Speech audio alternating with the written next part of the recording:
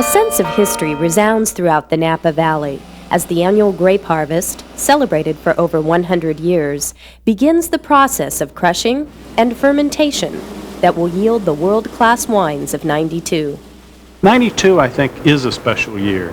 We had a marvelous summer for growing fruit, and after all, the winemaker can only make wine as good as the fruit. Luckily, as things cooled off just at the end, we do have flavors, we do have colors. We have what we consider ripe fruit as opposed to just being ripe by sugar. Nature has contributed to the superior quality of the Napa Valley grape by contrasting warm summer days with cool, foggy mornings, thus creating the balance necessary for quality and character. Today's winemakers respect the wrath of nature and pray for a bountiful harvest in the tradition of the missionaries before them. The blessing of ceremony of grapes is as old as mankind. We remember the words of the psalm that says that wine rejoices man's heart.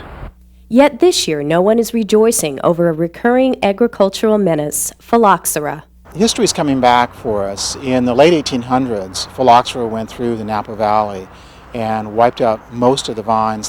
What occurs is, as the vine is being munched on by phylloxera, the root system really is not functional and the vine is slowly strangling to death.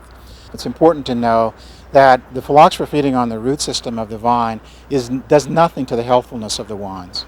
One of California's few historical landmarks in operation today is Beringer Vineyards, which has withstood such crises as phylloxera in 1889 and, of course, the Prohibition era.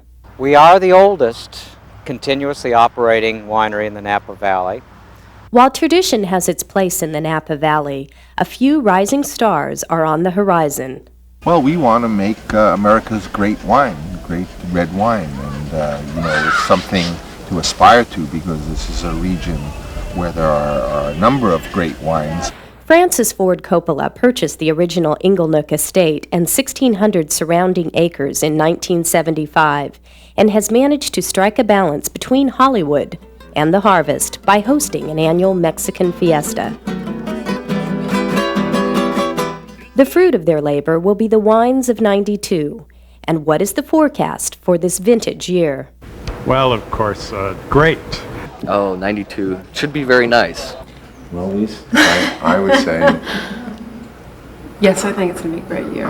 I would compare it to, 88 or something like that. The Napa Valley grapes are considered among the finest in the world due to a unique combination of soil, terrain, and microclimate. With the autumn harvest now in progress, both tourist and wine connoisseurs are anxiously awaiting the final product. This is Heidi Kuhn reporting from the Napa Valley for CNN.